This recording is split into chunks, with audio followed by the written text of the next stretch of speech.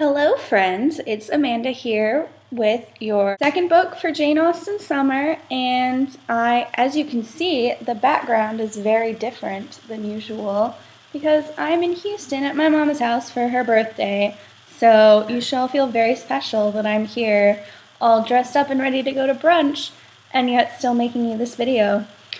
And so today I want to talk to you about adaptations of Pride and Prejudice. For me, always and forever, the ultimate adaptation is, of course, the 6-hour-long miniseries, 1995, Colin Firth, Jennifer L., greatest thing in the world. My main objection to it is that, like most adaptations of Pride and Prejudice, they make Bingley kind of stupid, which makes me sad because Bingley's my favorite character. Actually, I think I might love Jane more than Bingley, but those two, more than Elizabeth and Darcy, I ship it.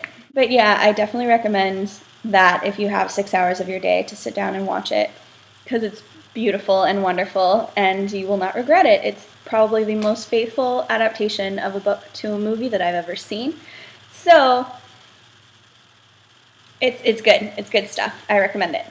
And then, of course, there's the 2005 version with Keira Knightley and Matthew McFadden, I think is how you say his name. So I know this one's super popular on Tumblr. I go into the Jane Austen tag on Tumblr, and it's all I see. But I'm not a fan. For me, one of the things that Austen's doing that other writers of her time were not doing was she wasn't telling this dramatic sort of gothic love story that a lot of people were telling around that time. You know, and if you read Northanger Abbey, it's very clear that she's explicitly trying to avoid that sort of thing.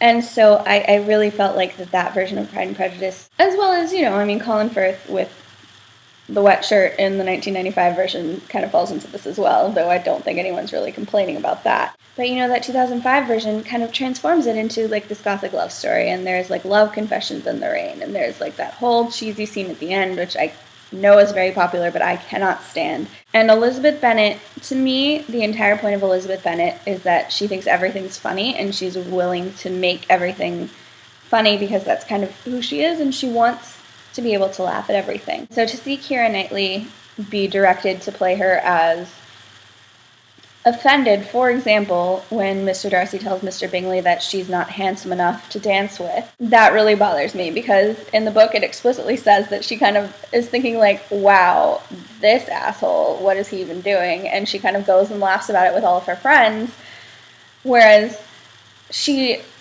is really upset about it in that 2005 movie, and it kind of makes me sad because I feel like that's kind of antithetical to who Elizabeth Bennet is, and I'm not a huge fan.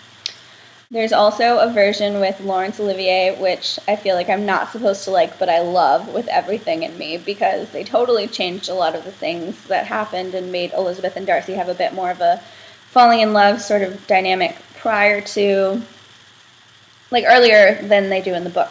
But I think it's really good and fun anyway. The costumes are terrible. You'll love it. There's a Bollywood version called Pride and Prejudice that I really liked because I'm a bit of a sucker for Bollywood movies.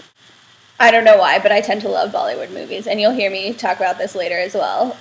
So I'm not complaining about it, but it's not that great of a movie, to be honest. And then, of course, if you have been living under a rock and haven't seen Hank Green and Bernie Sue's web video adaptation called The Lizzie Bennet Diaries, then you are missing out because it's really good. And they changed a lot of things, and in particular, they really, really changed Lydia's plotline, but in a way that I really enjoy. I felt like their version of Lydia was the most compelling and interesting version of Lydia that I've really ever seen. But I'm not totally nuts about their portrayal of Elizabeth, and it definitely has its problems. There are some plot issues, but I think it's brilliant, and I think you're missing out if you haven't seen it. I'm going to provide a link in the little description box thing. I think those are the main adaptations of Pride and Prejudice of note. Pride and Prejudice is kind of an archetypal story at this point, so there are also things like Bridget Jones's Diary and all that kind of stuff, but to get into all of those would take forever. So I'm not going to do that, but, you know, feel free to kind of branch out on your own and look for those sort of things. And this is probably going to be one of my shorter videos, but I hope you enjoyed it anyway. And Pride and Prejudice is great. You know, it's a classic. Everyone loves Pride and Prejudice, so I hope you do as well. Yeah, and I'm probably going to get through it pretty fast. I'm already through with Volume 1, so can't wait to talk to you guys about it more.